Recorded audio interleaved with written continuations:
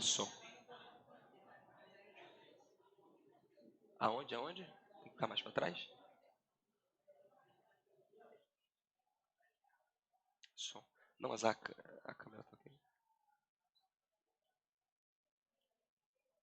Ok.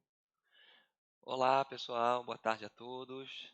Vamos começar a nossa segunda etapa desta data, né, deste dia. De antemão, a gente agradece a presença de todos. E antes de qualquer comentário, eu gostaria de convidar vocês a uma polêmica, depois vocês vão poder votar. Estrogonofe pode ser acompanhado por feijão, sim ou não? Ah, só para... Pode. Os que concordam que feijão é bem-vindo, levante a mão. Aí, tá bem? Somos maioria e somos os mais bonitos, inclusive. Então, pronto, votação encerrada. Dito isso, vamos aos trabalhos de caráter acadêmico. Muito bom ver vocês aqui, sorridentes e felizes por aprender e compartilhar experiências. A Patrícia, ela redigiu um texto e sabe quando a gente faz alguma coisa que todo mundo diz que é bonito, mas a gente tem um pouco de timidez que fiquem falando da beleza dele? Acho que ela está se sentindo um pouco assim. Nem todo mundo esteve aqui ontem, nem todo mundo esteve aqui pela manhã. Então pode ser que você não tenha ouvido o que esse texto diz. Eu gostaria de lê-lo para compartilhar com vocês o que a Patrícia escreveu. Vocês acham que é uma boa? Vamos então. O texto diz assim: estamos mais uma vez reunidos aqui nesse momento de congraçamento, de partilha e de acolhimento. Passamos por muitos percalços, enfrentamos momentos dolorosos, tristes, em um cenário de ascensão do discurso de ódio, entre outras coisas, de ódio à educação. Durante esses últimos anos, produzimos em meio a trocas livres, pensamentos sobre a construção de um futuro melhor, melhor para todos nós. Nós encontramos no que se tornou já uma tradição para fomentar reflexões sobre diversos temas pedagógicos. Esse ano, esse nosso encontro ganha outro significado ainda mais forte. Uma pandemia nos forçou a nos recolher do perigo de um vírus mortal. Claro que devemos pensar, diante de nossa desigual realidade, que nem todos puderam se defender do infortúnio ou do infortúnio causado pela Covid. Pois justamente numa sociedade desigual como a nossa, desafio, hein? Olha só, uma coisa sendo vendida tão barato, né? Atrapalha. Pois justamente numa sociedade desigual como a nossa, temos que observar a importância de seminários como esse, que democratiza discussões e fortalece a educação pública. Ao longo dos 10 anos de existência dessa jornada, vamos acumulando experiências e realizações importantes. Esse ano, damos o nome de Kindese ao nosso encontro, uma palavra que remete à iniciação infantil e formação do caráter na tradição africana, que é muito mais apegada do que nós a um senso de comunidade e de crença na sabedoria ancestral. Nós que vivemos num tempo em que cada vez mais somos levados ao imediatismo e afastados da ideia de cultivar as experiências passadas. Esquecemos, inclusive, que cultura, originalmente, parte da ideia de plantio e de colheita. Atividades relacionadas com o tempo de maturação e ao ato de regar. Quindese, que é o título que adotamos para o nosso seminário, nomeia um processo parecido com o ato de cultivar. Para o doutor Foucault, o filósofo que nos diz que Mutu, o ser humano, é o sol vivo, percebido como um poder, fenômeno de veneração perpétua, da concepção, do nascimento até a morte.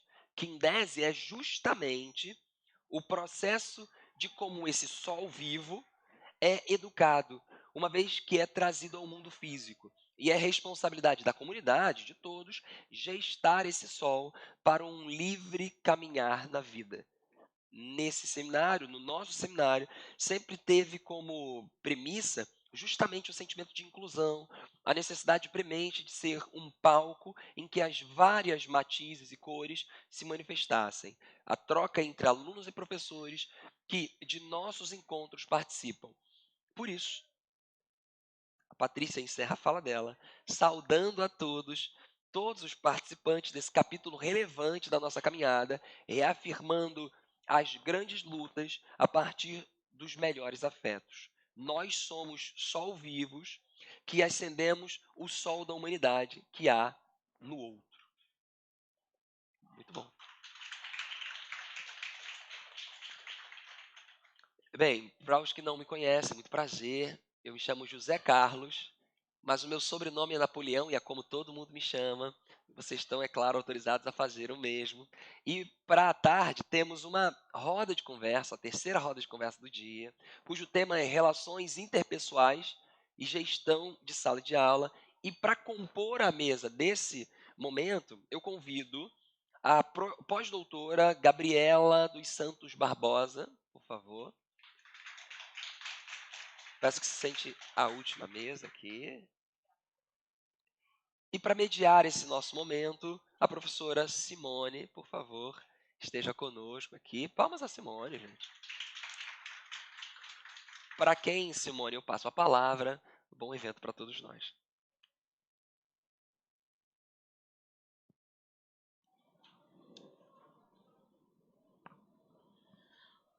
Boa tarde. Dá para ouvir direitinho? Vou me apresentar, então, para quem eu não conheço. Muita gente que eu conheço aqui. Mas vou me apresentar. Eu sou Simone, filha da Ivete e mãe do Akin. Quero agradecer pela oportunidade da gente estar refletindo a nossa prática, que isso deveria ser bem comum, né? Da gente ver em todas as escolas. Quando a gente está lá na faculdade, está tão empolgado com isso, o professor que está sempre em aprendizagem, infelizmente, não ocorre dessa forma.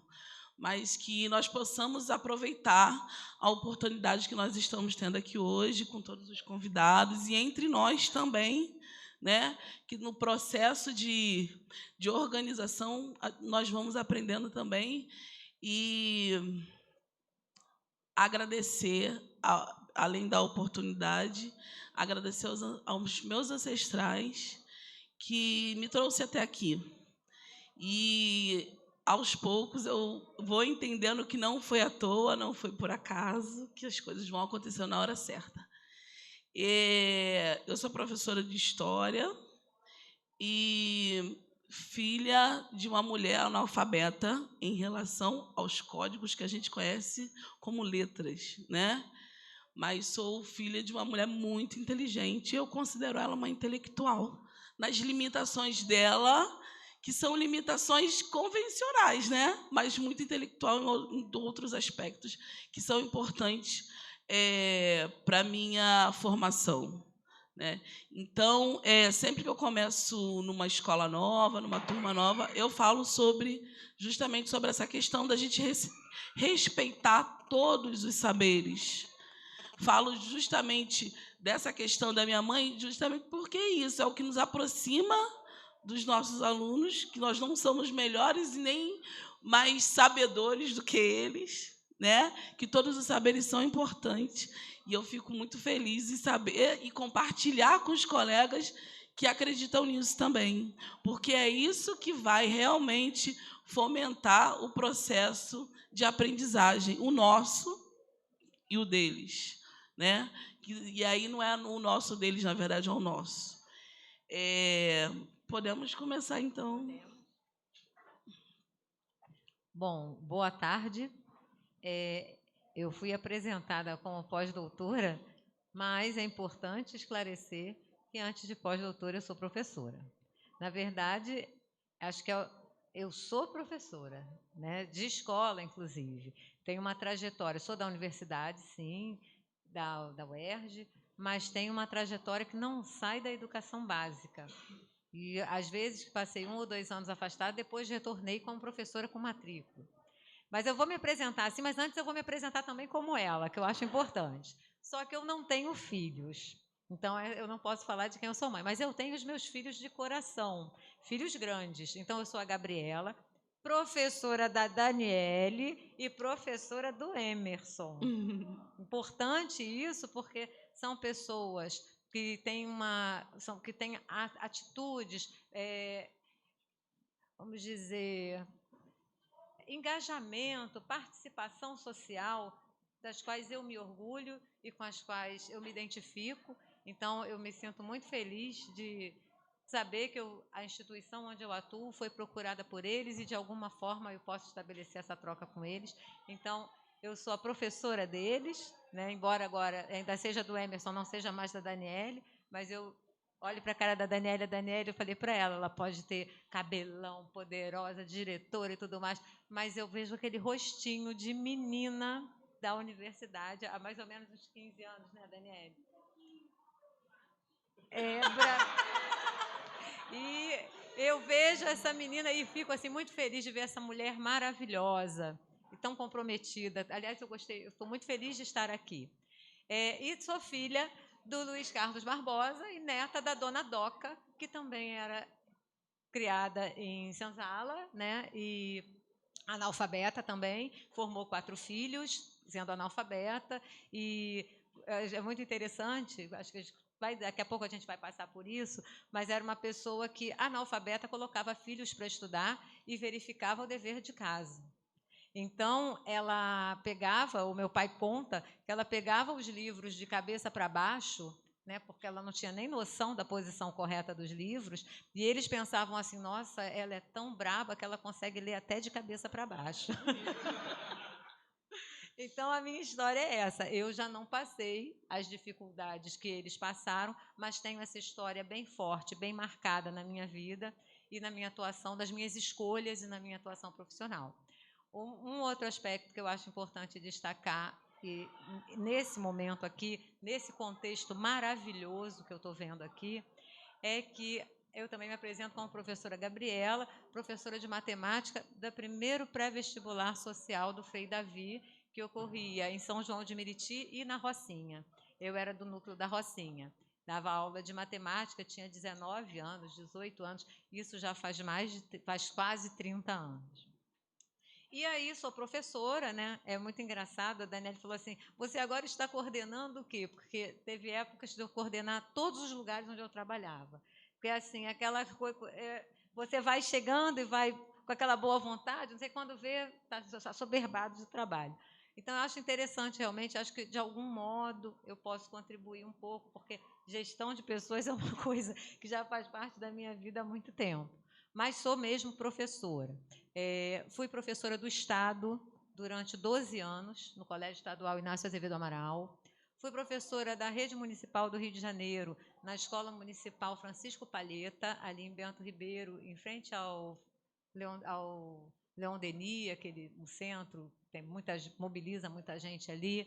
Fui professora da Rede Pública de Mangaratiba, no Colégio Coronel Moreira da Silva. E aí, mas, nossa, mesmo sendo da universidade, essa carreira toda na rede, né, não sai da rede, é porque eu tenho sempre um sentimento de dívida com a rede.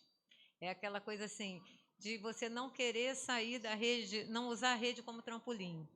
Né, de assim, eu sou da rede, aí depois eu viro a professora da universidade, e então eu viro as costas para a rede, ou eu viro uma pesquisadora da rede que de vez em quando vai estar lá na rede. Não, eu acho muito importante, acho que nada faz sentido se a gente não estiver no chão da escola. Então, eu tenho essa história, e hoje, na rede, eu estou no colégio de aplicação da UERJ. Então, eu sou da Faculdade de Educação da Baixada Fluminense, onde eu atuo lá na graduação, mestrado e tudo mais, mas dou aula na educação básica, no colégio de aplicação. Então, vamos lá, né? Me chamaram para eu falar de relações interpessoais. E eu fiz aqui um roteiro, eu queria saber quanto tempo eu tenho, senão eu vou pegar a palavra e nunca mais vou soltar. Quanto tempo eu tenho? Uns 30 minutos, né? 30 minutos, beleza. A contar de agora, né? Depois a gente abre. A contar de agora. Se eu soubesse, eu não me apresentava tanto.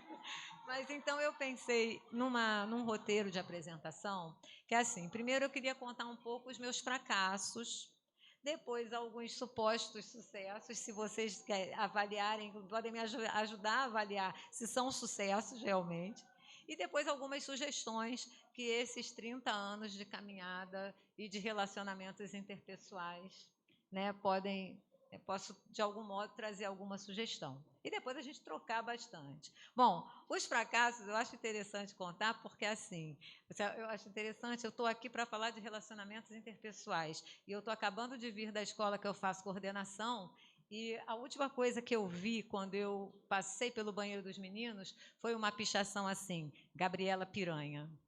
Então, eu fico pensando até que ponto eu domino tanto as relações interpessoais. Isso me faz questionar, né? Porque se eu tivesse 100% de sucesso, essa pichação certamente não aconteceria.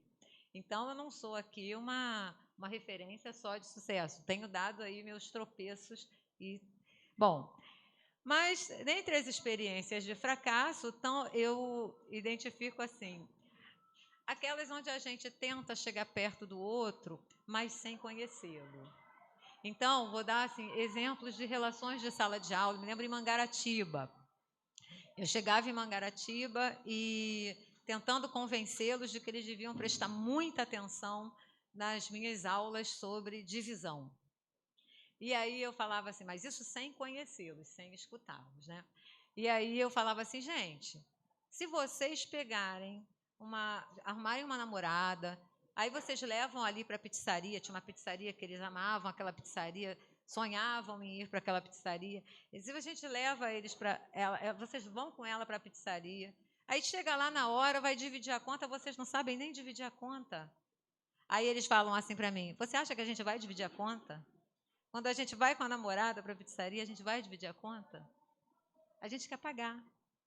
Então, são coisas que a gente, assim, a gente vai tentando, né, uma aproximação do outro, mas sem conhecê-lo. Eu trabalho com indígenas também. Com os indígenas, nossa, foram muitos tropeços. São mais de 15 anos com educação indígena. E aí, eu me lembro quando... alguns exemplos, os meus exemplos, eles vão vir muito da matemática, porque eu sou professora de matemática. Mas aí você está tentando ali, porque eu penso que a relação interpessoal é você manter ali um elo, né? O interesse do outro, pelo que você está trazendo, não só de conteúdo, mas de experiência de vida. E aí eu estou ali tentando, né, manter um elo com uma cultura que não é a minha, onde a primeira língua não é nem a minha. E aí começam vários tropeços, né? Então, por exemplo, vou trabalhar sistemas de medidas. E aí pergunto para eles, mas ora, todo mundo que vai ensinar sistema de medidas quer destacar a importância de você ter uma unidade de medida, né? Uma medida padrão, para qualquer que seja a coisa, massa, volume, ou distâncias. E aí eu falava assim para eles, se o teu vizinho te emprestar, está lá fazendo comida, na hora viu que está faltando arroz. Se o teu vizinho te emprestar arroz, como é que você vai saber quanto de arroz você vai devolver? Aí eu estou esperando que ele me fale assim, eu vou medir, se eu der 1 quilo, ele vai devolver 1 quilo. Ele olha para mim e fala assim, eu não me preocupo, não. Como é que você vai? Se eu vou devolver? Se eu devolver a mais, eu acho justo, porque, afinal de contas, se ele me deu na hora que eu precisava, nada mais justo do que eu retribuir até em dobro. E a gente ali naquela expectativa escolar, padronizada, europeia, dos sistemas de medidas. Então, foram muitos tropeços, né? Mas esse é um entre muitos outros, né? De você ter um modelo pronto de conhecimento, de prioridade. E isso começa no jardim de infância também. Trabalhei com educação infantil, e aí as nossas ideias na educação infantil, formas geométricas, vamos lá com as sucatas. Aí a gente vai para a sala, aí leva embalagem de alimento, um monte de embalagem de brinquedo, dava um monte de embalagem. e deixa as crianças brincarem livremente. E aí, lá pelas tantas, você tem um objetivo, que são as formas geométricas, as propriedades geométricas, e aí você fala para eles assim, agora vamos agrupar.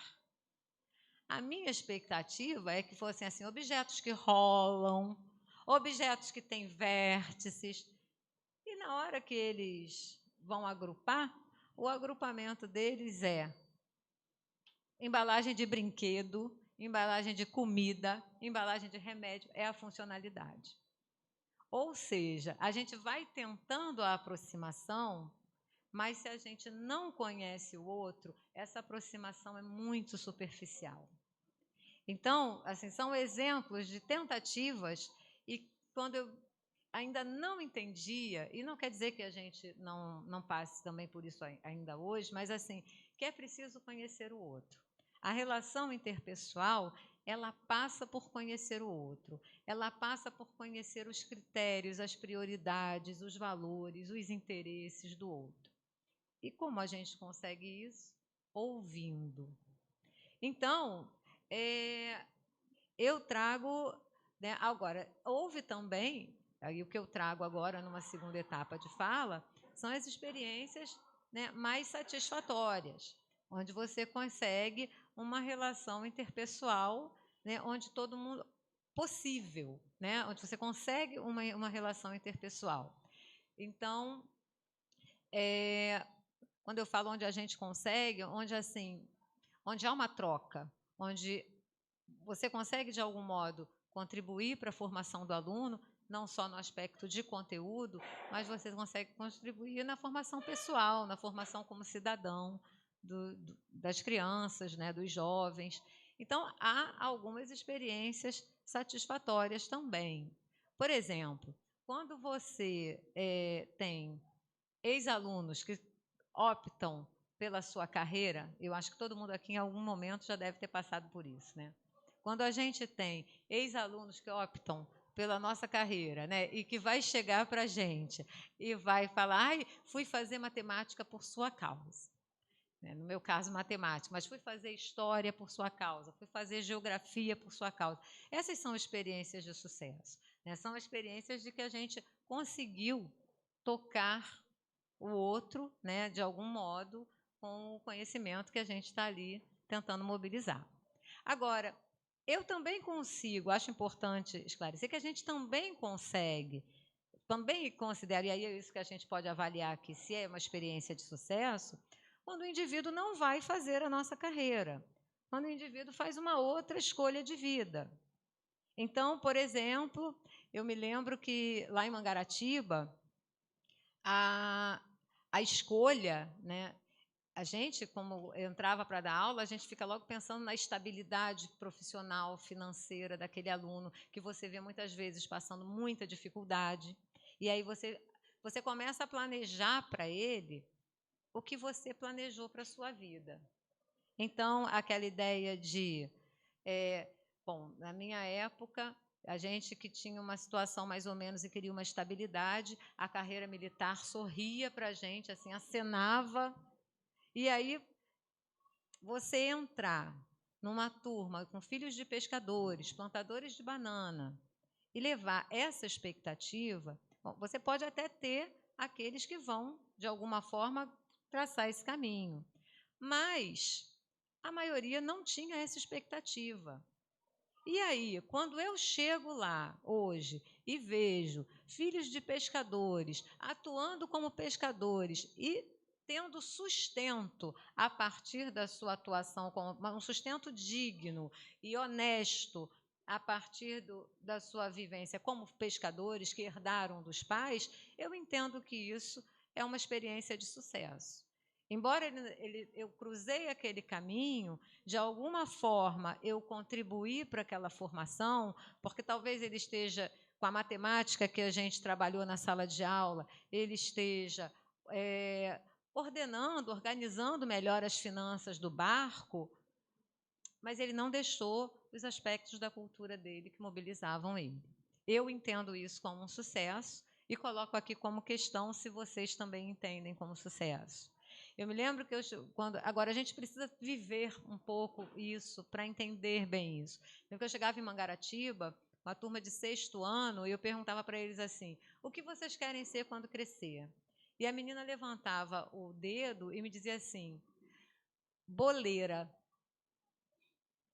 E hoje eu encontro com ela e ela é boleira. E ela abriu a lojinha dela de bolo no centro de Mangaratiba.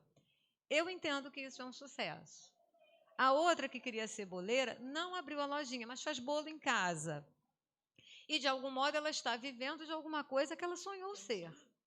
Então, eu olho para isso como experiência de sucesso e vejo que nas relações que nós estabelecemos em sala de aula, primeiro, eu não a desencorajei.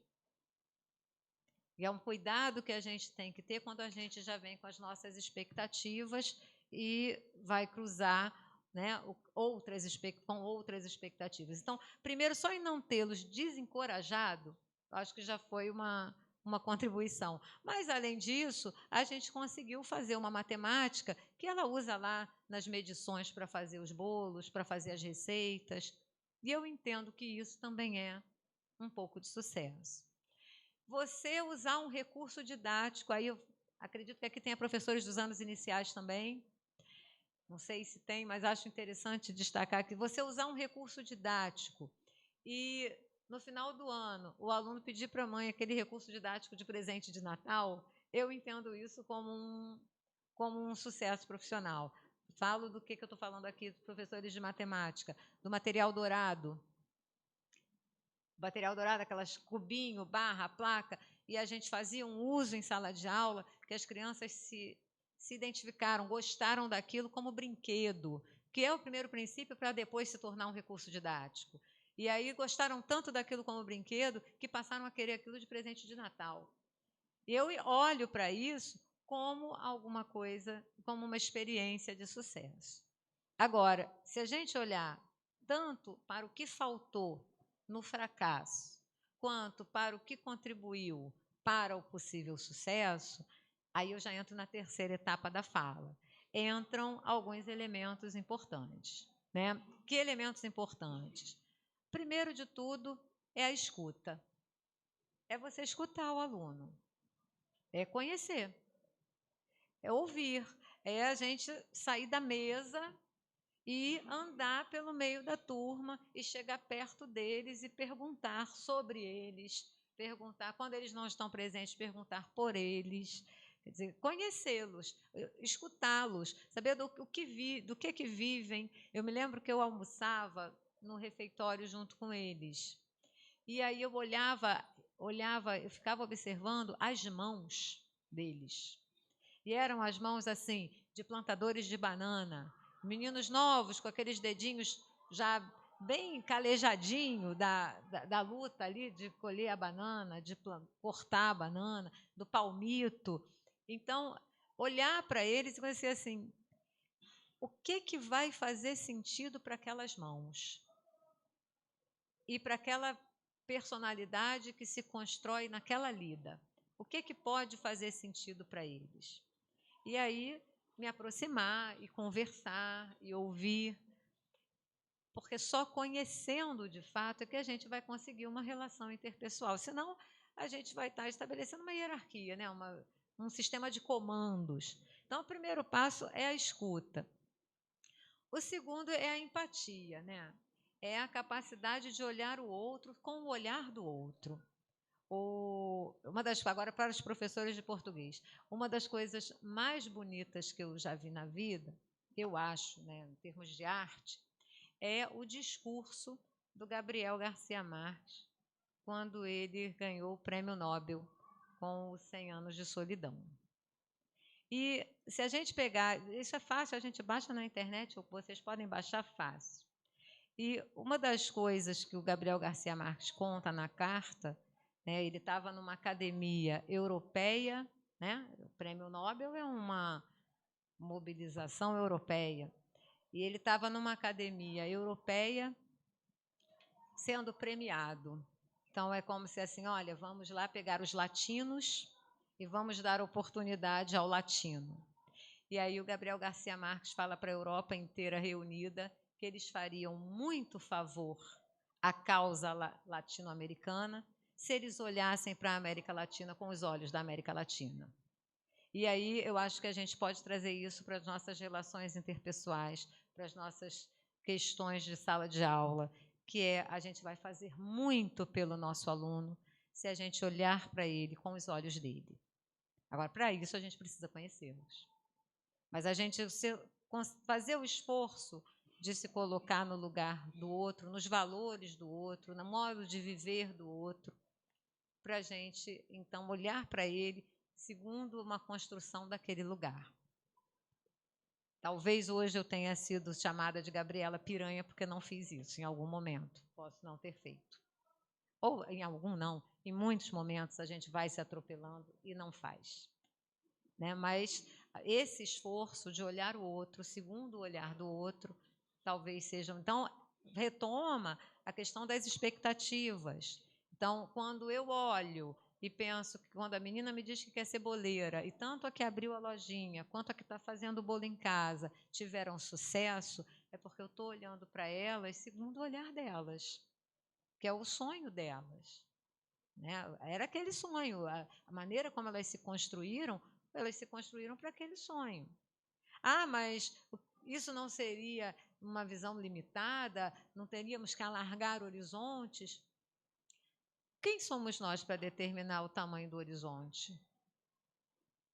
Por que é preciso alargar os horizontes de alguém que quer ser boleira? Por que eu preciso alargar os horizontes? O que é alargar o horizonte? É tirar o outro da cultura onde ele vive? Então, quando a gente faz o esforço de se colocar no lugar do outro, a gente vê, inclusive, que há prazeres, felicidades, alegrias em ser como somos, e neles serem como são, e fazerem as escolhas que fazem. E aí, então, a gente talvez consiga uma vivência em sala de aula, uma vivência escolar, que não mate as identidades culturais, que de alguma forma contribua para a emancipação desses grupos, que em geral, se eles estão correndo o risco de morrer, é porque já vieram sendo violentados durante muito tempo. Então, esse esforço de olhar para o outro segundo o olhar dele. É claro que a gente dificilmente vai conseguir isso 100%, porque também nos constituímos como indivíduos de uma cultura, de um grupo, com nossos valores, com nossas aspirações, mas a gente entender o limite do nosso, a fronteira entre o nosso e o outro, e que a gente não precisa, e que a gente, na verdade, não precisa, a gente não consegue sucesso à base da imposição, da negação do outro, já ajuda bastante nas relações interpessoais. Um outro aspecto que eu acho muito importante é a gente mergulhar na nossa própria história. É a gente se lembrar de quando a gente era, da idade deles. Isso ajuda bastante. Por mais que a gente, por exemplo, vocês estão aqui nesta escola, neste lugar, muitos de vocês provavelmente não cresceram neste lugar e não estudaram nesta escola. Mas vocês tiveram infância, né? Todos nós tivemos infância em algum lugar. E como é que era a nossa infância? Né? O que a gente sentia, por exemplo, num dia de avaliação? Né? Como é que a gente estudava? Alguém mandava a gente estudar? Tá, eu não, ninguém precisava me mandar estudar. Mas os nossos irmãos, nossos primos, como é que era a relação, como é que era a nossa relação com o estudo? Éramos os melhores? Éramos exemplares? Éramos os queridinhos? Como é que eram nossos primos, nossos irmãos, nossos vizinhos queridos? Como é que eram? Para a gente não exigir do outro aquilo que o outro não pode dar. Para a gente não exigir do outro aquilo que nós mesmos, naquela circunstância, também não pudemos oferecer. Então, são reflexões para a gente pensar aqui. Não quer dizer que eu não tenha já exigido dos outros algumas coisas que não puderam me oferecer, mas para a gente estar, já que a gente está nessa oportunidade de reflexão, para a gente estar refletindo. E aí, para finalizar a minha fala, não sei se estou no tempo. Estou no tempo? Eu não estou com o relógio. Alguém está? Tá no tempo. Então, para finalizar a minha fala, eu vou chegar na sua fala, que é quando você coloca do saber científico da sua da sua mãe, que era também o saber científico da minha avó, né? Então, como é que uma pessoa, né, que não lê, não escreve, minha avó era professora de corte e costura, era analfabeta, mas ela era professora de corte e costura, reunia a mulherada de Realengo toda em volta da mesa de costura dela, da máquina de costura dela, e ainda cobrava, ganhava um dinheirinho de todo mundo, e todo mundo aprendeu a costurar com a minha avó em Realengo. Então, o que eu quero destacar aqui é que quando a gente escuta o outro, quando a gente olha o outro segundo o olhar dele, a gente vai identificando valores, né? A gente vai identificando também saberes.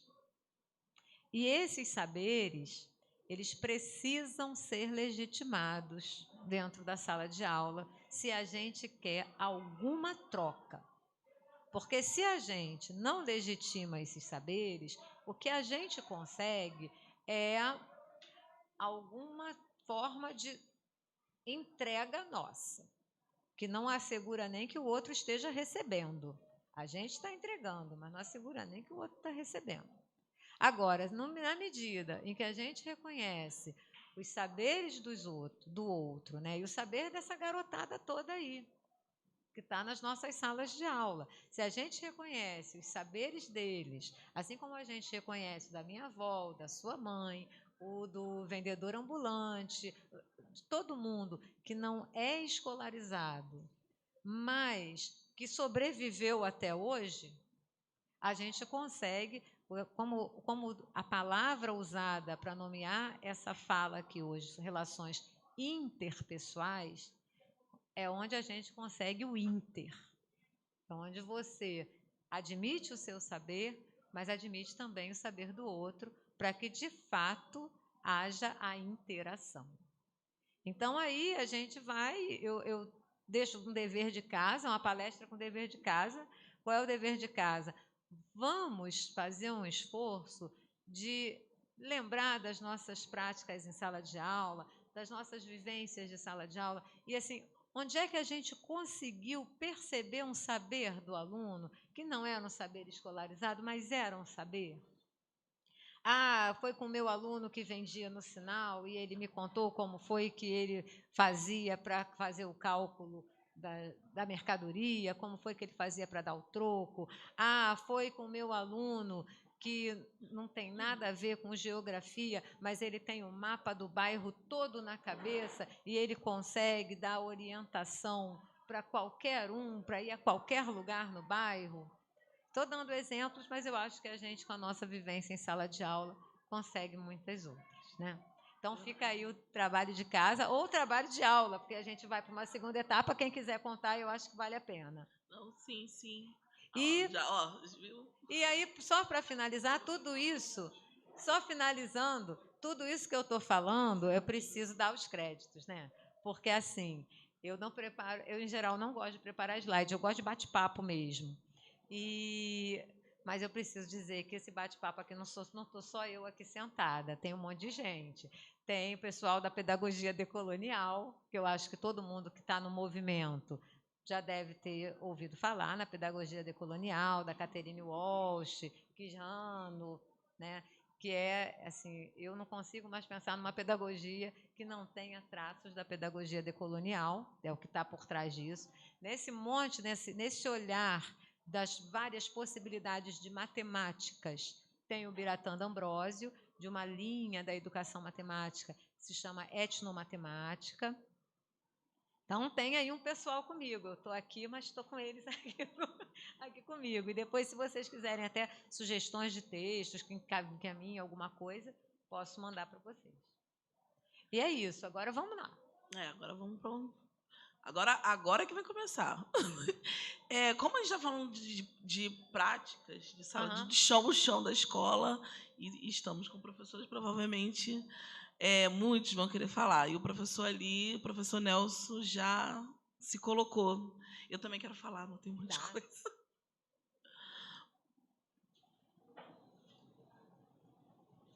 Também pode vir aqui. Se ele quiser vir aqui atrás. Oi? Se a pessoa quiser vir aqui. Pode vir. Testando.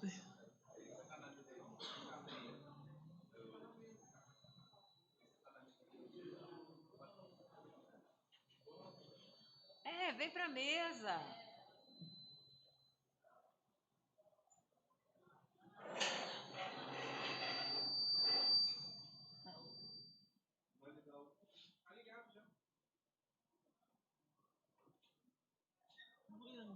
Tá aí. Boa tarde, colegas.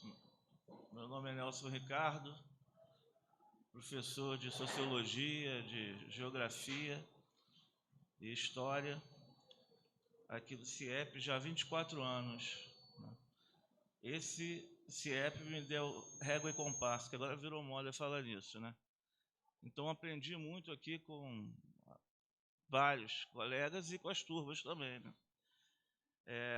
Mas eu vou contar uma história que não é do CIEP, é da Escola Municipal Cides Carneiro, que fica em Campo Grande, no Mendanha, né? E ali, eu vivenciei uma das coisas assim, mais problemáticas assim na minha vida, que até desencadeou outros problemas e outras questões também, e além de desencadear também uma dissertação de mestrado, que foi, primeiro, a ocupação Nossa Senhora das Graças, que o pessoal chama de favela da Carobinha, né? Eu sou de Campo Grande, estou conhecendo tudo. Sim, então, né?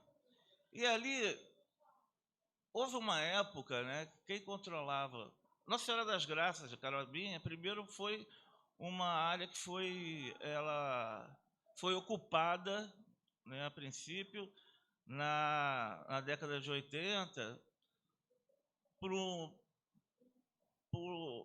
pessoas que militavam no PLP, no Partido da Luta Proletária e tal. E essa terra, ela depois foi negociada, e daí começaram a entrar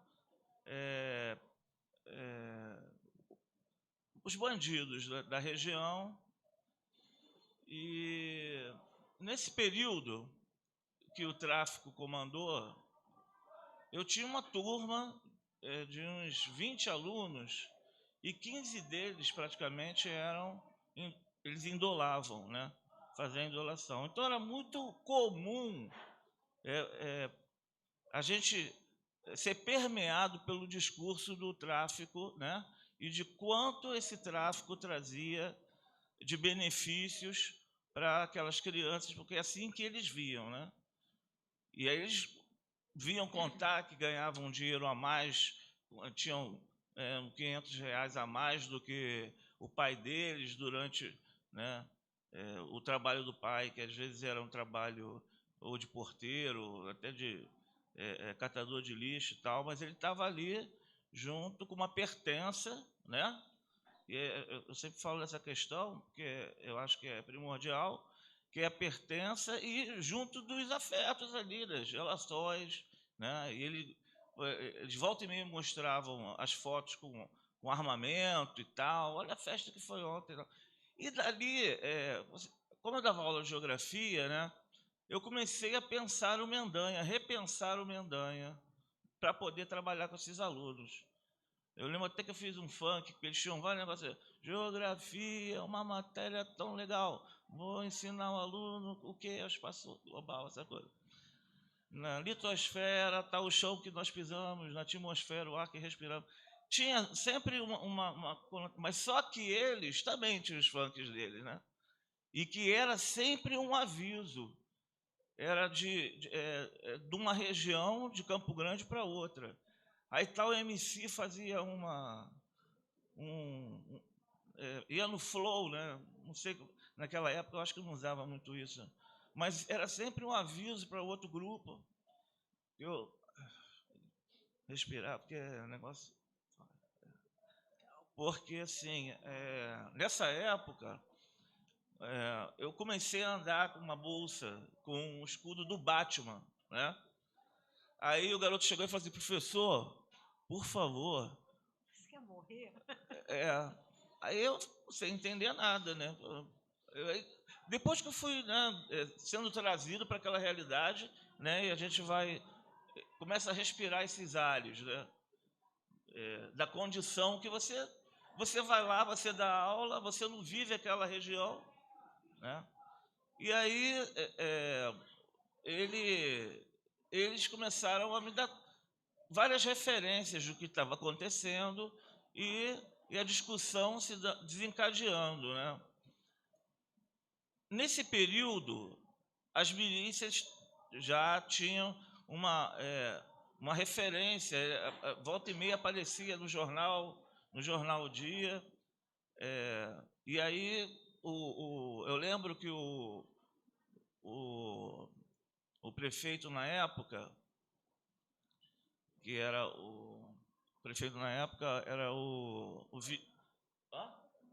César Maia, isso. Chamou, né, essa interação desses policiais e bombeiros na época com a comunidade de autodefesas comunitárias, não era milícia ainda, né? E essas autodefesas comunitárias, elas tinham, eu lembro dos uniformes, que eles iam às vezes lá para frente, lá da Carobinha, onde tem uma padaria, e dali eles saíam, eles usavam uma bota preta, uma calça preta também, boot, e uma camisa escrita apoio. Alguns, foi logo no início. E a partir dali começou a acontecer pressão em cima dos traficantes, pressão daqueles que trabalhavam no tráfico. E aí a garotada, ela começou a ficar, né, agressiva demais. Foi um momento que eu tive que repreender um aluno que já tinha sido expulso. Esse aluno, ele me ameaçou de morte. E aí ele apareceu, e eu sem saber, foi até um aniversário meu, e meus colegas iam comemorar, e eles falaram assim: olha, Nelson, você vem para casa de fulano agora, não passa na escola não. E eu estava com meu pai e com a minha mulher dentro do carro. Eu fui embora e tal, lá eles contaram: olha, o Robson Sequela disse, Robson Sequela, não vou esquecer nunca, disse que você que queria pegar você e o vascaíno do Alex, que era o Alex, que já trabalhava na escola e tal. A gente tem sempre esse povo do apoio, né, que se propõe a fazer. E o que aconteceu? Ele ficava dando guarita, e já era associado com o pessoal da milícia, né? Era o Natalino, E esse morreu agora, o Jerominho, né? Jerominho, isso. Eles chamavam de Mata-Rino. E aí, continuando, né? Eu falei com esse menino e ele realmente foi na escola. Aí depois ficou uma brincadeira meio esquisita, assim, onde tinha umas fotos, o pessoal lá e recortava a minha cabeça, dizia que eu estava... aí umas fotos que tinha na escola de professores. Né? Aí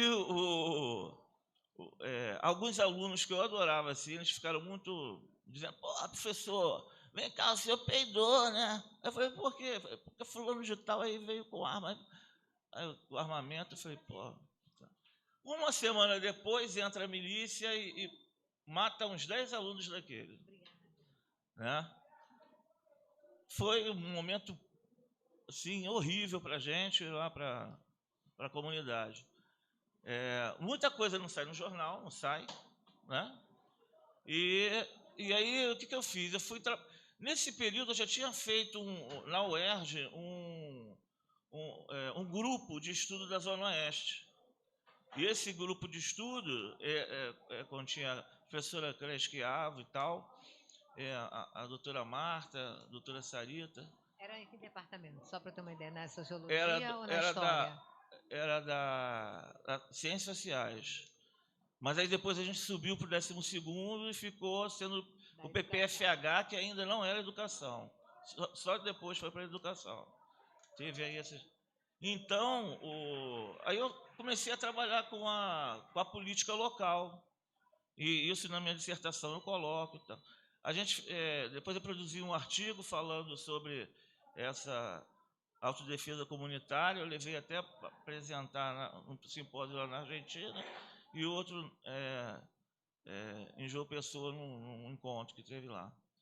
Mas isso me marcou, eu sempre, volta e meia, quem me conhece, eu estou falando isso, e assim, me adoeceu, né?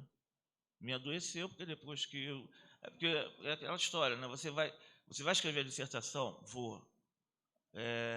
Aí eu escrevi a dissertação até determinado ponto, que era o Miésimo da Silva, que você deve conhecer muito bem, que era a política das bicas d'água, né?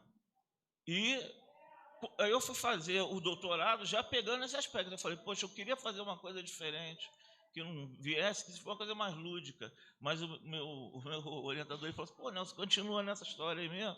Eu falei, eu sei que eu vou parar na questão das milícias. Aí fui fazendo, né? Fui fazendo. Chegou um momento, eu acho que foi em 2013 e tal, que eu liguei para o Nelson e falei assim,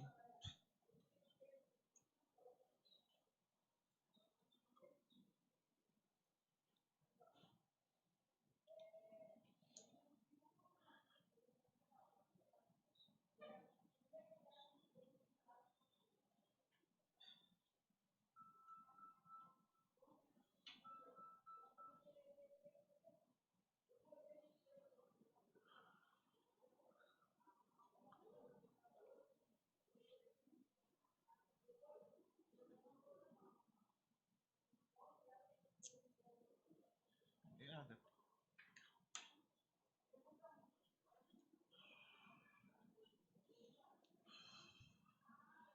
Vai até onde você consegue, né? Não se força tanto. Terapia. Isso. Cara, eu não vou conseguir não estou conseguindo sair de casa.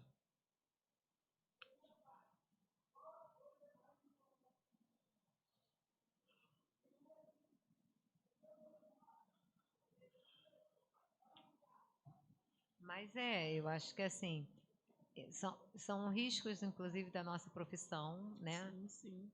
Que também são riscos de outras profissões, que é a coisa da gente em se envolver e sofrer também o problema das crianças, dos alunos, da comunidade.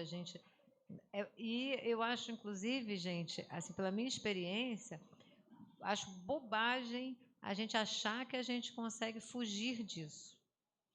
Porque, não, mas eu vou lá, dou minha aula e vou embora. Você vai lá dar sua aula, e aí você entrou para dar aula, você já se envolveu. Uhum. Então, o negócio bom, estamos todos envolvidos com essas crianças, com essa escola, com essa comunidade. E aí o negócio é assim, ninguém solta a mão. Ninguém solta a mão para a gente se fortalecer, para a gente estar, de alguma forma, contribuindo para o grupo, porque são sofrimentos que a gente... Assim como o médico no hospital, assim, cada um dentro das suas realidades, né, onde há relacionamento interpessoal, vai haver isso. Vai haver. E a vida é isso, né? Só se a gente não quiser mais viver. A vida é isso.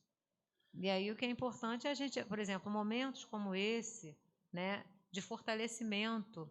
Uma coisa que eu anotei aqui para falar, mas não cheguei a falar, é assim, da importância da gente, de momentos como esse, para a gente entender que a gente não está só. Né? Porque a nossa lida de professor sai de uma escola, entra na outra, e muitas vezes, né, está sempre com o horário contado, nunca dá tempo, às vezes, de uma troca, de conversar com um colega, sempre tudo muito corrido, e a gente muitas vezes acha que as nossas dores são só nossas, os nossos problemas de sala de aula, de relacionamentos são só nossos, e na verdade não são, né? Acho que o relato que o colega está passando aqui, eu acredito que muitos de vocês, assim como eu, também já vivemos situações assim, né? De chegar, de entristecer, de ter dias que a gente acha que tudo é mais forte que nós, mas depois a gente vê também que não, senão tu não estaria aqui. Sim, não, justamente. Né? Mas é o gatilho. Mas é importante, não também. estamos sós. As experiências de sucesso nos ajudam a continuar. Sim. Quando você falou sobre essa questão da experiência de sucesso, que quando a gente reencontra um aluno, ou quando a gente vê um aluno se realizar no que ele entende, a gente fica feliz por aquilo. Quando você falou sobre a experiência de sucesso, imediatamente me veio a ideia de que eu sou uma experiência de sucesso. Ai, maravilha. Por quê? Como eu falei, minha mãe, como a sua avó, minha mãe não estudou, não teve a oportunidade de estudar. E eu ouvi a vida inteira que eu tinha que estudar. Estuda. Chegou o período de terceiro ano, um professor me incentivou muito, o professor no ensino médio, desde o primeiro ano, ele me incentivava muito a estudar, me explicou o que era um vestibular, que a gente pensa que todo mundo sabe o que é, né? Ele me explicou o que era um vestibular, o que era um concurso, e aí eu falei, vou fazer. Ele falou, você vai fazer. E aí eu procurei pré-vestibular comunitário do Educafro, e eu tinha certeza que eu ia ser psicóloga, entendeu? Vou passar para psicóloga. E eu tive aula de história com um professor que eu falei, não, acho que eu não quero mais ser psicóloga. Eu quero ser professora de história. Aí eu fiquei naquela dúvida e no final vou ser professora de história, vou fazer história. E esse professor, por que eu estou falando isso? Porque a gente fica nossas experiências, nossas relações e as experiências que a gente tem na escola, muitas vezes nos jogam para baixo. Sim. Né? E nos desencoraja a continuar. Né? Mas a gente tem que saber que muitas vezes nós proporcionamos histórias de sucesso sem saber. Porque esse professor ele me incentivou sem eu nunca ter parado para tocar uma ideia. Sem nunca eu ter coragem, porque eu era muito tímida, continuo um pouco. Eu nunca tive coragem de chegar até o professor e falar que ele interferiu na minha vida, literalmente. Né? E esse é o professor Nelson. Que legal. E eu não falei com ele nunca lá e nunca falei em outra oportunidade também. Mas tu arrumou um jeito agora de vir trabalhar perto publicamente. Arrumou um jeito de vir trabalhar perto dele. Né? Agora, não é puxar saco do chefe, não, tá, gente? Por favor. Mas quando ela falou, me veio um gatilho também, um gatilho positivo. Né? Eu falei, nossa, eu posso falar que eu sou uma experiência de sucesso. Sou uma experiência de sucesso da minha mãe, sou uma experiência de sucesso. Né? Agora, e a gente não tem essa noção do quanto que a gente interfere na vida do outro. Você poder trabalhar com ele é uma honra muito grande, né? Sim. Eu sei, porque eu também trabalho com os meus inspiradores, e eu fico assim, meu Deus, agora ele é meu colega. Coisa boa. É isso, e a gente não tem essa noção, né? Porque, como eu falei, eu era uma aluna que eu nunca cheguei perto dele para falar nada. Mas ele pode falar assim, é só mais uma aluna. De repente eu não estou alcançando porque ela não veio. Às vezes o aluno não vem até a gente, mas a gente está chegando até ele, de alguma forma. E isso é o que a gente tem que pensar, que é como a prática do Quindese fala. Todas as pessoas são um sol. E a gente está ali auxiliando, não, né? Ajudando aquele sol brilhar, e a gente nem sabe. E isso que a gente não pode perder. Eu dei uma aula horrível, mas a gente não sabe o que está passando dentro daquelas pessoas quando saem dali. A gente não sabe o impacto que a gente vai causar naquela vida. Né? Quando você falou sobre essa questão da experiência. E daí é necessário muita cautela, né? Sim. Muita cautela. Porque... É isso. Minha mãe fala assim, olha, você está lidando com vidas, hein? Você tem que ter um cuidado com o que você fala lá dentro. Você tem que lembrar o que você ouviu na escola, que te impactou negativamente, porque eu sou professora, deixa eu ver se tem algum aluno aqui, não. Mas eu fugi da escola 3 vezes. E aí, dessas 3 vezes, minha mãe me colocava na escola de novo, eu fugia de novo, e implorava para eu voltar para a escola, e eu voltava, na 3ª vez, até ela desistiu. Sabe, eu fiquei 2 anos fora da sala de aula e minha mãe sempre implorando, chorava para eu voltar. Né? Então, não é para a gente desistir. Eu fugia justamente porque eu tinha uma professora que era uma professora que... Não era professora de acolhimento, né? Ela falava que a gente não prestava, aquelas falas ruins que a gente já sabe. Não vai dar em nada, vocês não prestam para nada. Nossa. E tal, né? E quando eu passei no concurso, eu passei, assim, entre os 10, acho que tinha que entrar 12, eu passei entre os 10, né? E quando eu fui ser recebida na Metro, deixa eu ver se ela também não está por aqui, né? Quem me recebeu na Metro foi ela. E ela lembrou de mim. Ela, Simone, você veio resolver alguma coisa dos seus filhos? Eu falei, mas eu nem tenho filho. Aí eu falei assim, não, eu vim entregar o documento do concurso. Que concurso? Eu falei para a professora, ela, você é professora? Eu falei, sim. Nossa, você é professora? Porque ela morava perto da minha casa, conhecia a realidade da minha família. Você é professora do Estado? Sim, professora. Ela, gente, essa aqui foi minha aluna. Simone foi minha aluna, agora é professora. Eu falei assim, mas não foi por causa de você, né? Aí ela falou assim, apesar de você. Não foi. Ela falou, entrega o documento ali, então, tá? Meio sem graça, assim. Mas é isso.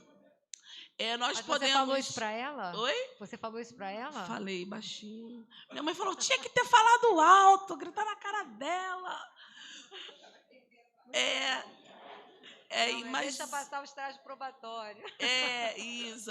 Mas a questão é, nós podemos impactar nossos alunos positivamente, né? Ou dessa forma, negativamente, afastá-los. E aí minha mãe sempre em cima de mim. Sempre. Porque a gente acaba comentando em casa, né? Mas tem certeza que é assim? Tem certeza que a garota realmente não estava doente? Olha, fica pegando no meu pé, humanizando o que a gente, às vezes, coloca no automático. Né? Desculpa, gente. Vou abrir. Maravilha. Alguém? Sempre tem, né? Vamos falar de experiência de sala de aula. Alguém quer se colocar? Sim. Quer vir? Vem.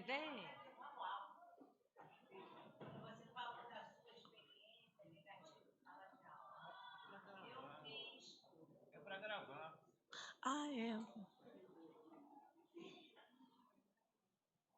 Eu fiz Instituto de Educação na Marise Barros, numa época em que quem nos recebia eram freiras.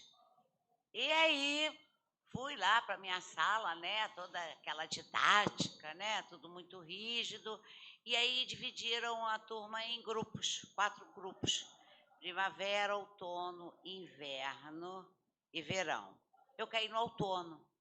E aí todo mundo fazendo aquelas bonecas lindas de Mickey, de Minnie. Para quem me conhece, que sabe que não é a minha cara, né? Eu sou meio que revolucionária, assim, na arte. Eu comecei a catar folhas de diversas formas, troncos de árvores, e botei as folhas nos livros do meu pai, e aquela coisa para secar, e eu idealizei aquela mata linda, com folhagem no chão. E aí montei com aquela toda divisória, né? As datas comemorativas, os nomes, né? Tudo que era proposto para aquele período do outono, tudo muito lindo para mim. Porque ela olhou para mim e falou assim, está horrível. E eu vou dizer para vocês, eu nunca mais consegui montar um mural, e não monto, e me recuso até hoje. Mas, em compensação, despertou algo muito criativo em mim, coisa que hoje eu consigo passar para os meus alunos, que é aquela coisa da criatividade. Eu quero que eles falem, que eles façam. Não interessa o que eu penso, eu dou o conteúdo, eu dou aquilo que eles precisam saber para poder fazer.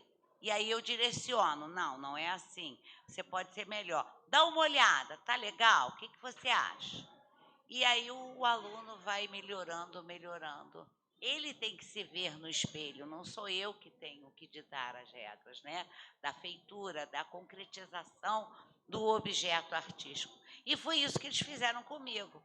Eu saí naquele dia arrasada, acabada.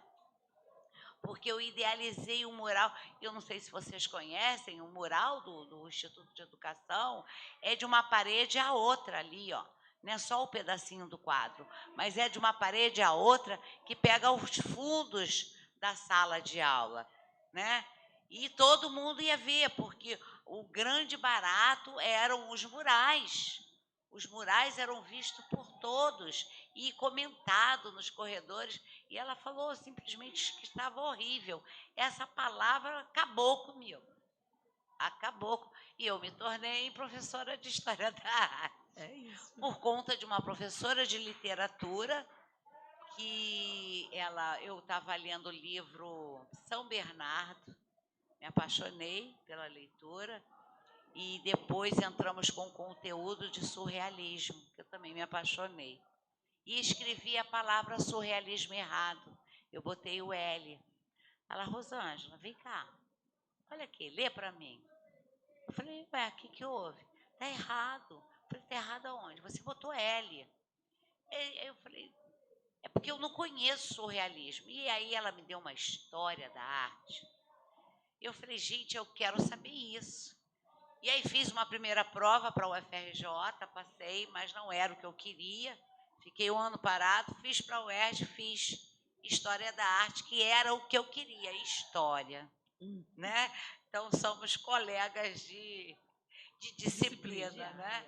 E eu fiquei encantada com a história. O meu relato é esse. De professora ruim e professora boa, né? É assim, é isso. Mais alguém? Ela lá atrás, aqui. Pode ser ela primeiro?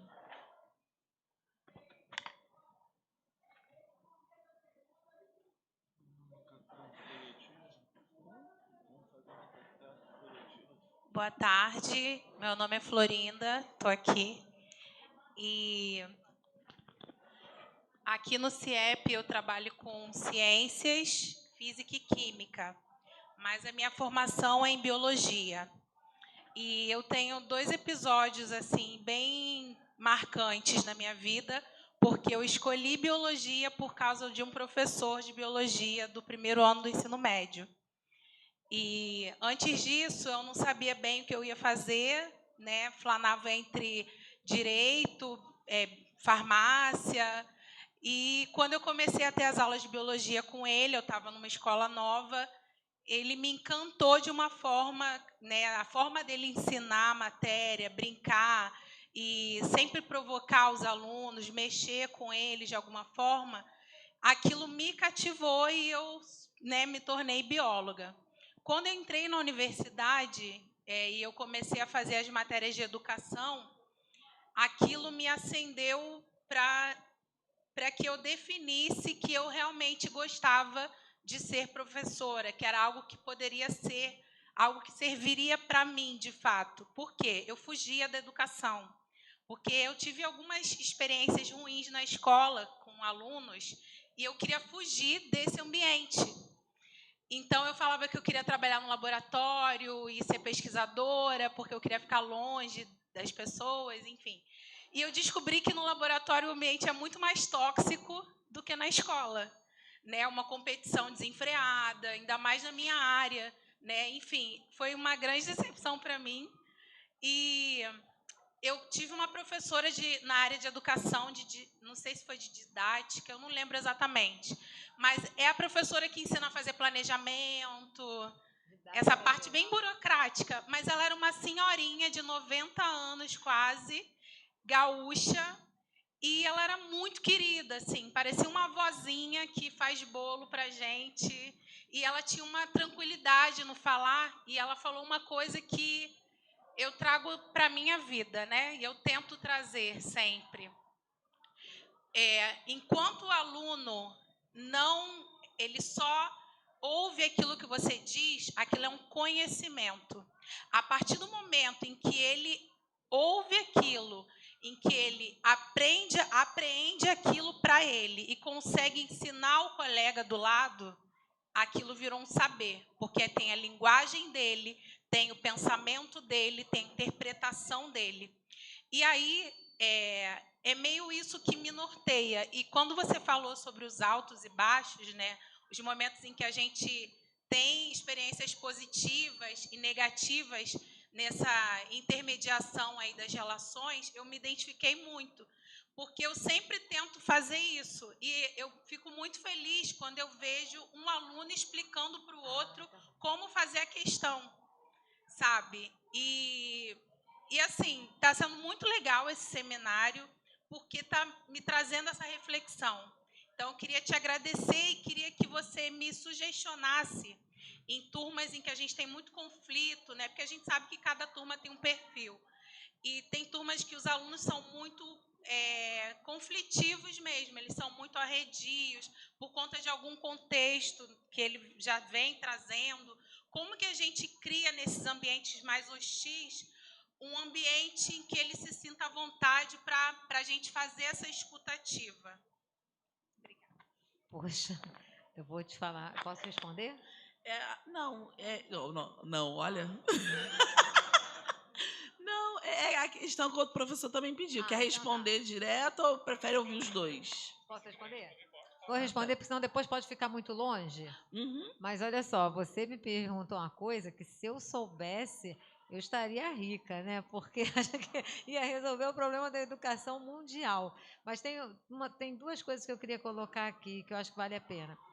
Essas situações de conflito que a gente vive muito em escolas de periferia, ela se verifica também muito em escolas de refugiados na Europa, ela se verifica nas escolas dos bairros americanos, nos bairros, nos guetos americanos.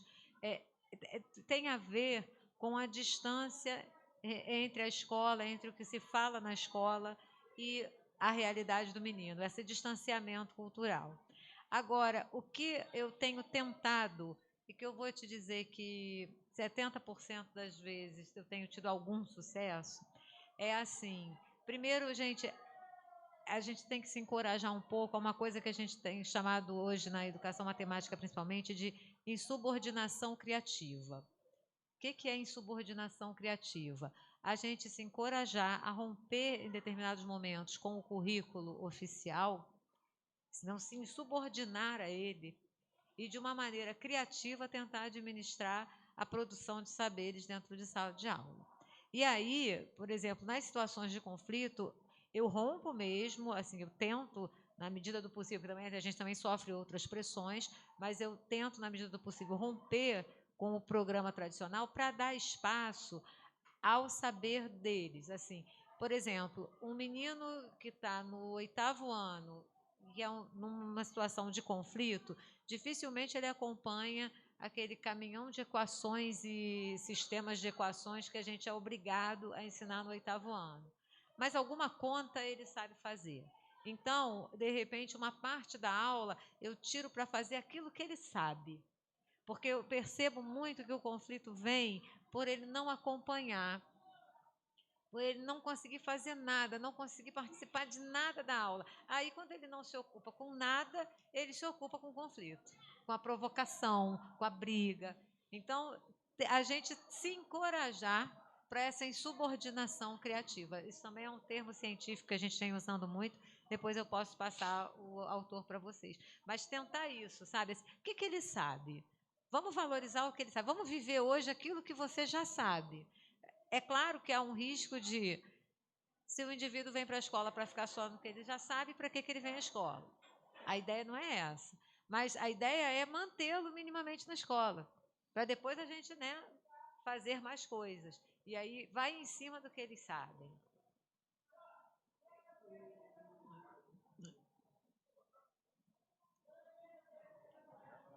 Som. Boa tarde a todos, sou o Cadu de Geografia e você, na sua fala, falou sobre a questão dos horizontes e da perspectiva do aluno, e você citou a aluna boleira. Isso é uma coisa que não é, vou usar a palavra me angustia, mas na verdade que me move um pouco. Por quê? Como professor, eu me transformei em professor por causa de outros professores. Mais especificamente 2, de geografia. Professor Marcelo e professor Amauri. O professor Marcelo, por causa de uma palavra, ele me entrega a prova E ele fala assim, parabéns. Eu tinha tirado 4,5. A média era 6.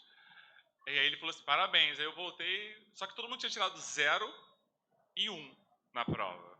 Foi a primeira vez que eu ganhei reconhecimento pela nota. E aquilo foi importante, aquilo me deu uma perspectiva, entende? Abriu uma brecha como aluno. Uma Porque tem possibilidade, isso, uma né? possibilidade, perfeito. E o professor Amaury era uma figura extremamente diferente. Roupa social, falava de música clássica, falava de outros países, geografia, creche na Bolsa de Nova York.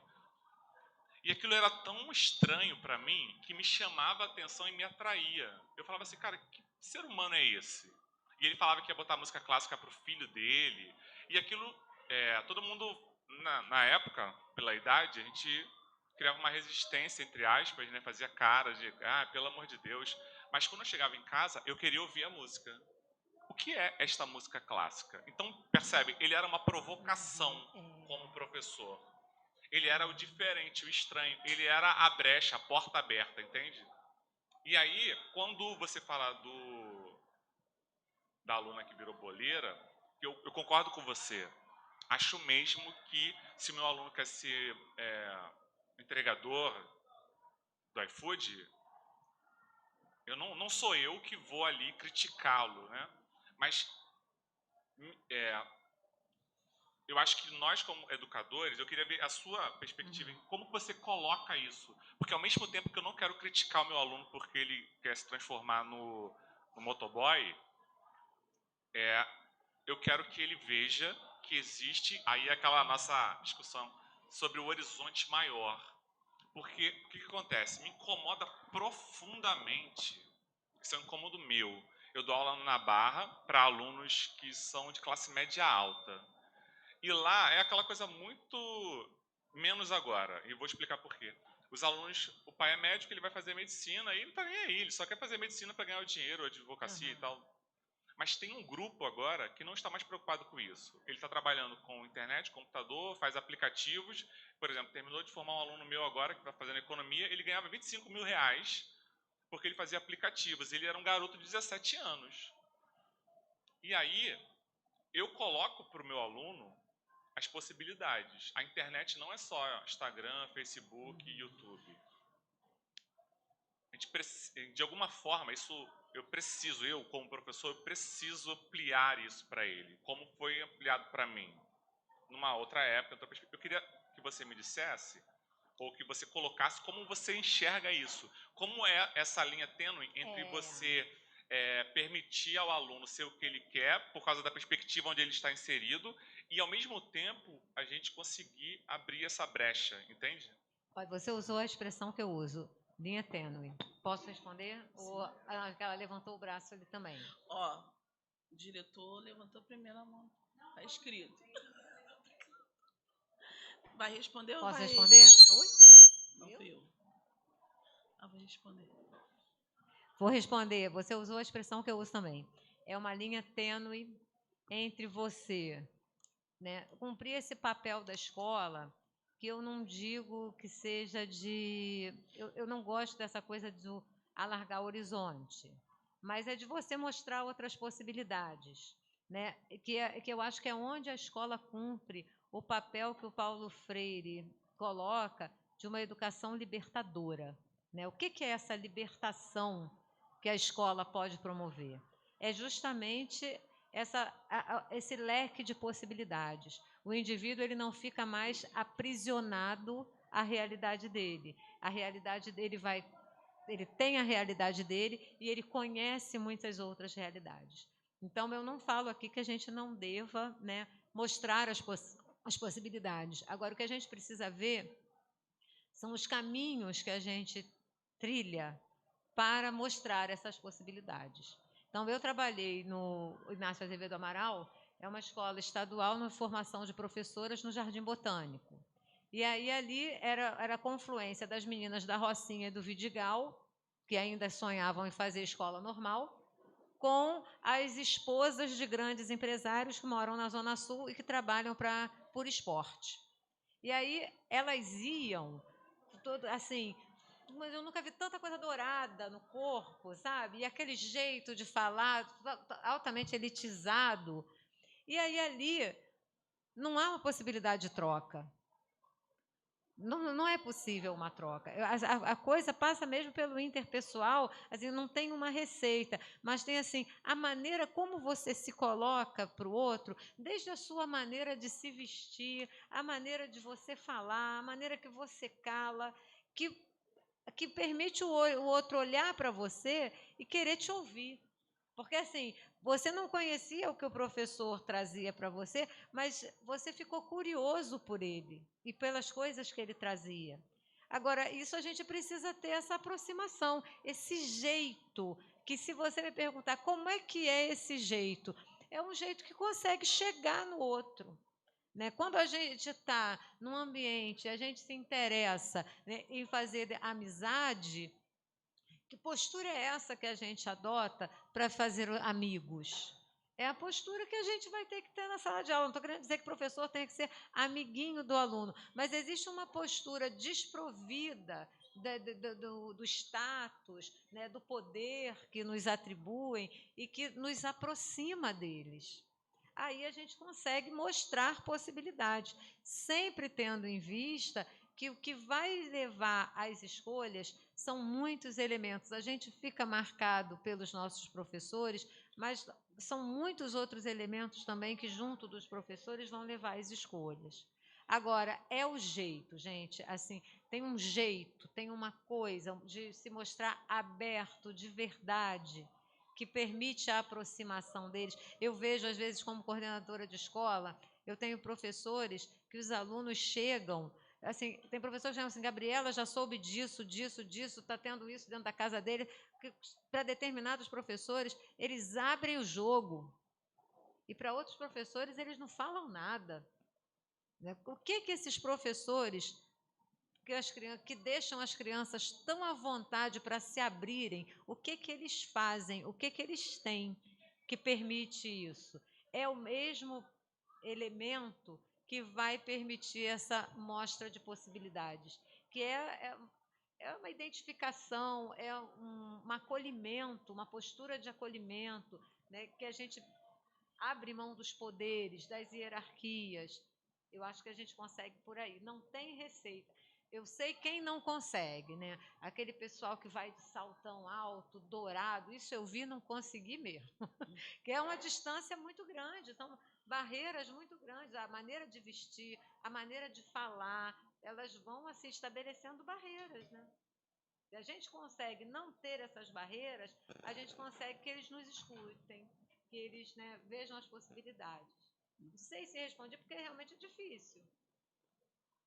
Dani? Uhum. Nelson. Boa tarde, gente. Para quem não me conhece, sou Gleiciene. Eu tentei. Eu falo que a minha história com a educação começou aqui, no 75. Foi aqui que eu me conheci, foi aqui que eu falei assim, eu quero ser professora, né? E eu costumo dizer para os meus alunos que os professores são importantes, que a gente tem que valorizar, porque hoje em dia está muito difícil. E eu costumo dizer que dentro de mim, eu tenho um pedacinho de cada professor meu. E aqui tem um monte. Mas teve uma professora específica que eu falo que ela salvou a minha vida. Agora eu choro. Tá aí?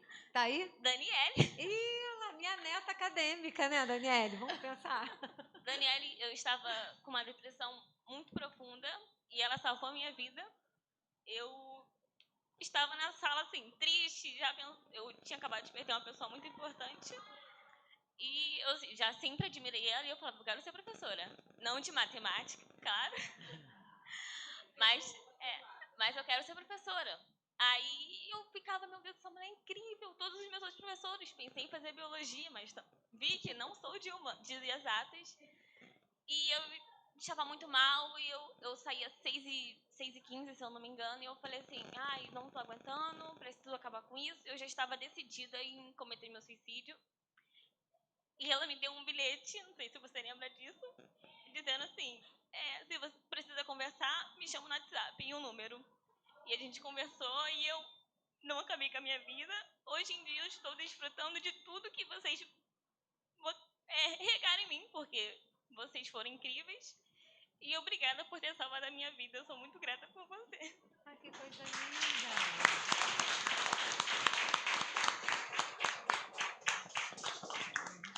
Agora fala, Daniele, se aguentar. Agora fala. Gente, bonito. Eu fiquei, né? Não consegui. Bom, vou dar meu relato aqui, igreja, amém. Bom, quando eu entrei na faculdade, foi uma frustração imensa. Assim que eu entrei. A minha turma era uma turma muito nova, né? E assim, eram uns jovenzinhos saídos do ensino médio, né, Gabriela? Todos coloridinhos na época do Restart, com as calcinhas coloridas, né? Relógio colorido.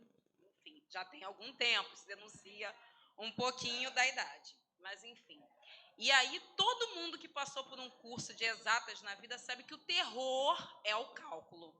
Né? Quando você faz cálculo 1, assim, é algo parecido entre o apocalipse, né? E um parto de 20 horas. É uma coisa bem difícil. E aí a turma, que era uma turma gigantesca, de 40 e poucos, assim, sumiu. Viraram uns 15.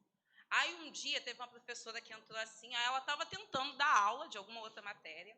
Aí falou assim, gente, mas vocês não estão nem mais com as roupas coloridas, né? Ali o espírito das trevas já tinha chegado, todo mundo de roupa preta, largou a calça colorida, perdeu a jovialidade, estudando à noite, enfim. Aí a gente, na aula, tentando... Enfim, aí o que aconteceu? Aí a gente ficou reprovado, sei lá, 90% da turma em cálculo. Aí alguém levantou, não aguento mais. Não quero mais, não sei o quê. Aí ela, gente, senta aí, senta todo mundo. Tinha umas 15 pessoas. Faz uma roda aqui. Vou contar, vou dar meu testemunho para vocês. Eu também pensei em desistir. Eu cheguei para o meu pai e falei assim, eu não quero mais fazer isso. Eu não aguento mais, vou fazer outra coisa, porque essa coisa de matemática é loucura.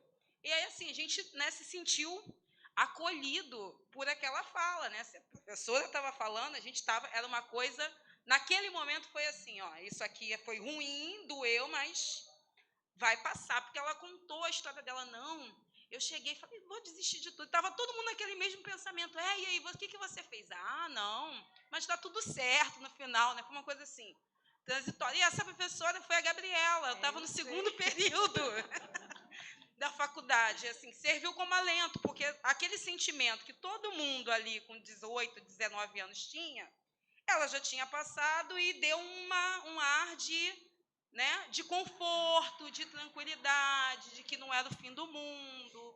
A gente chegou na universidade muito despreparado, entrou com uma greve imensa logo em seguida. E ela falou, não, gente, fica tranquila, isso aí é normal. Entendeu? Então, assim, acho que hoje foi meio, né, Simone para o Nelson, a Grace para mim. Ó, você tinha que ter me avisado, porque hoje eu sou hipertensa e não posso estar passando por esses sustos. E eu para a Gabriela agora. Também queria agradecer muito, porque foi uma pessoa muito importante. Eu vivo falando... Olha, o Emerson está aqui. Mas eu vivo falando isso para o Emerson. A Gabriela é uma pessoa extraordinária, muito amorosa, muito acolhedora, sempre escutou muitos alunos, né, independente de serem orientandos dela ou não. E eu fico feliz de ter encontrado, depois de um tempinho, assim, né, alguns aninhos sem se ver, de te ver aqui hoje. Eu muito feliz também, nossa, um orgulho muito grande. Assim, eu realmente também pensei em desistir muitas vezes. A matemática, quem é de matemática aí? Levanta o braço. Não é para fracos, né, gente? Porque assim, você entra, até para entrar não é muito difícil, difícil é para sair, né? E é muito difícil mesmo. Assim, a aridez, o excesso de bacharéis no curso de matemática, de licenciatura em matemática, torna a coisa muito árida. Mas eu acho que hoje eu olho para trás e uma das coisas que eu não me arrependo de não ter largado, né, de ter seguido, é ver os alunos, é ver o desdobramento. Estar aqui hoje realmente foi um prazer muito grande. Eu posso me despedir, então? Não, professor, diretor. Desculpa. E o Napoleão, perdão. Desculpa. Na verdade, o meu comentário é bem breve e eu acho que eu vou destoar um pouco, porque estão fazendo relatos. Não, Nelson foi meu professor na alfabetização, minha inspiração. Então, eu vou mudar de assunto, porque para falar de um, né, enfim. A mesa era sobre relacionamento, né, dentro de sala de aula, e nesse quadro pós-pandemia a gente tem percebido, e a gente costuma Tá dizer, pior, inclusive, que né? parece que ocorreu uma desescolarização.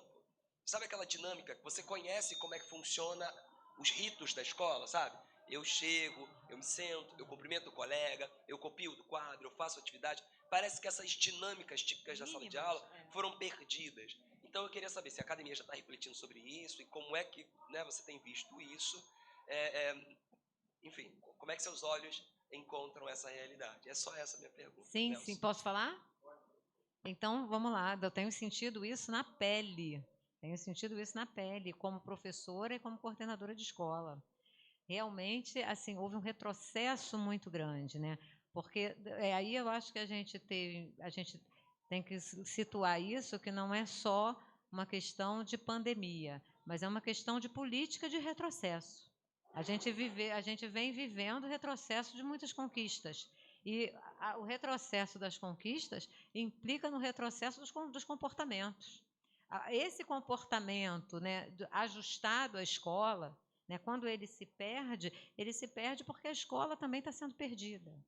Então, assim, estou vivendo na pele, penso que isso é consequência não só da pandemia, mas de toda uma política que a gente vem vivendo de negação da ciência, exatamente, negação da ciência, de negação da escola, do professor, né, de ridicularizar o professor.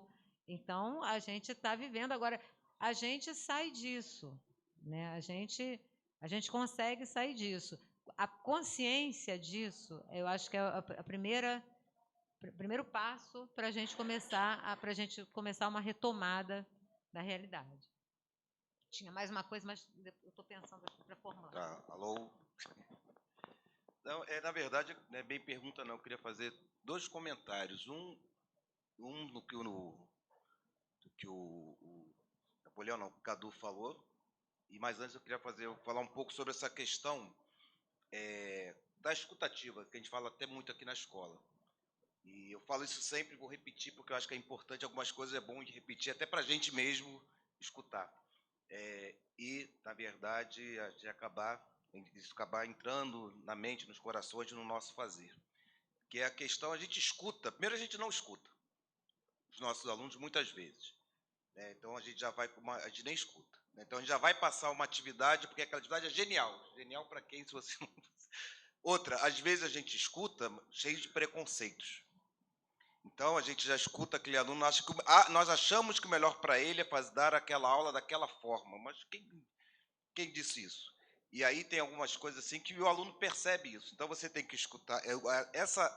Porque essa dinâmica da escuta é muito difícil. Parece que é uma coisa simples. Ele vai falar aqui, eu vou escutar. Mas ele vai falar, eu já conheço o Edilvo, já tenho um preconceito em relação a ele. Então, ele já está falando, eu já estou imaginando onde ele quer chegar.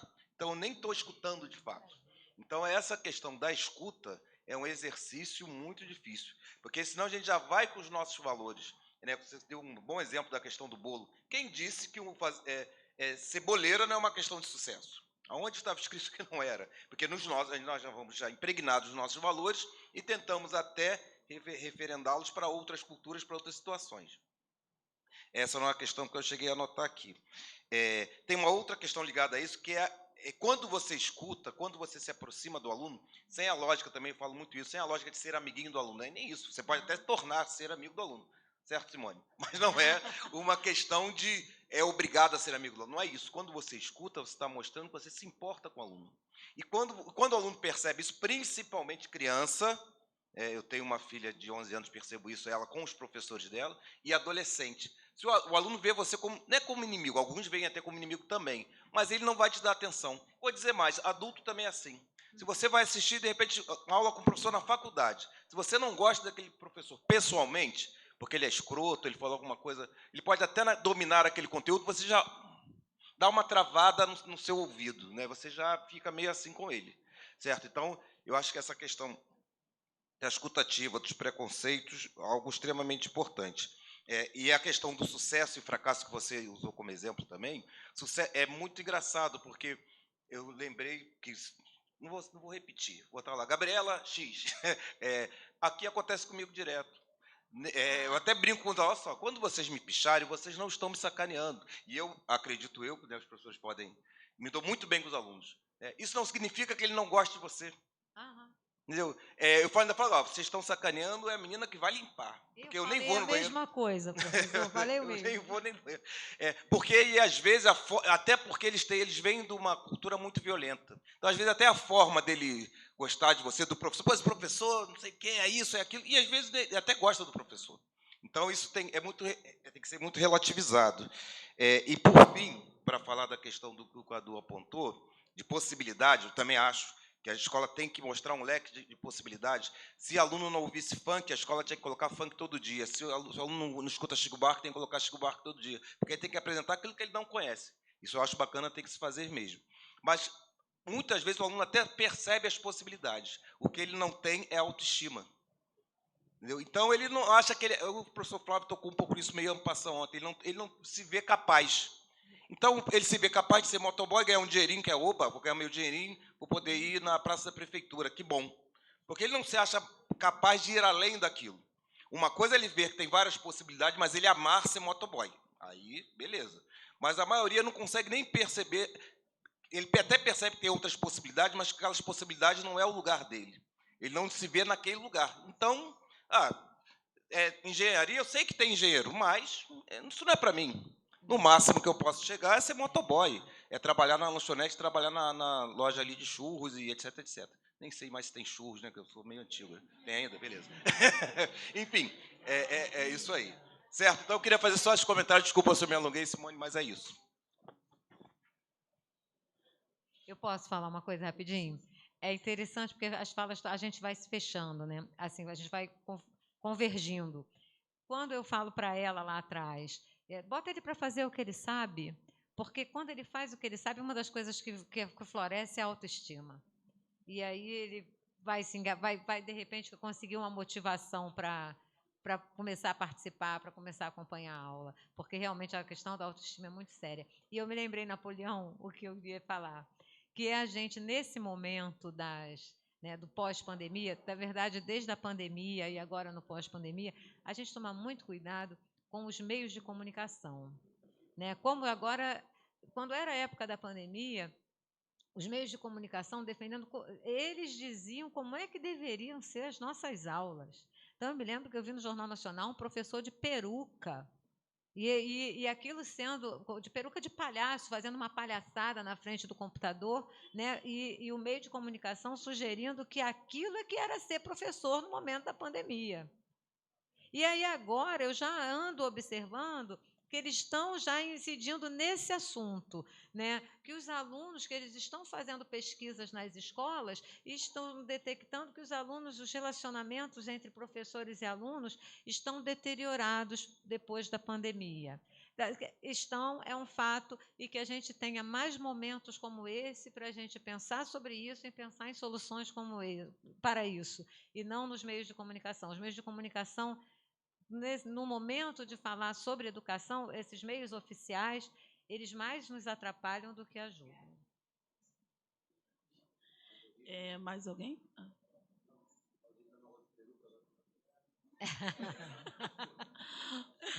Mais alguém quer se colocar?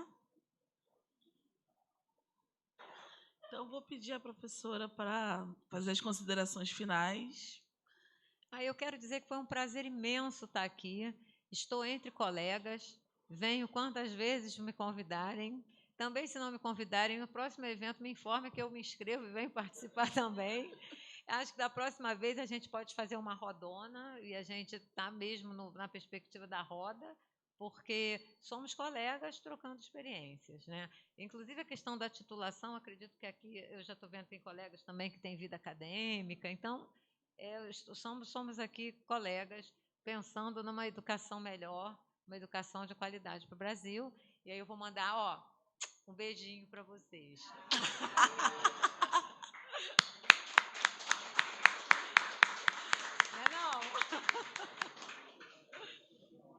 Não pode contrariar a palestrante. Vamos.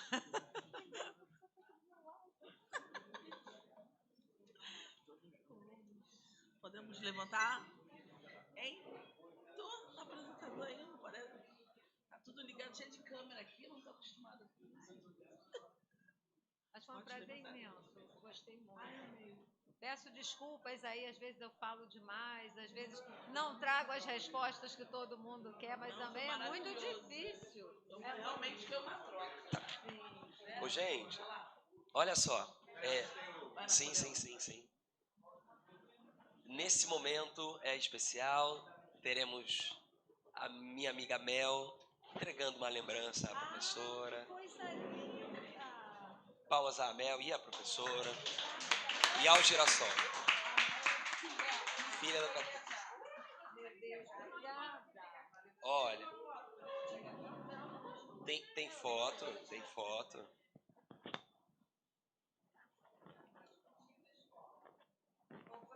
A Dani vai complementar. Obrigada, gente. Foto, Carlos Henrique, por favor. Vai tirar foto com o Carlos Henrique. O Edil, gente, olha só, gostaria de registrar que o Edil estava ali de assessor do Carlos Henrique, ficou conversando e não registrou o momento. Tá vacilando.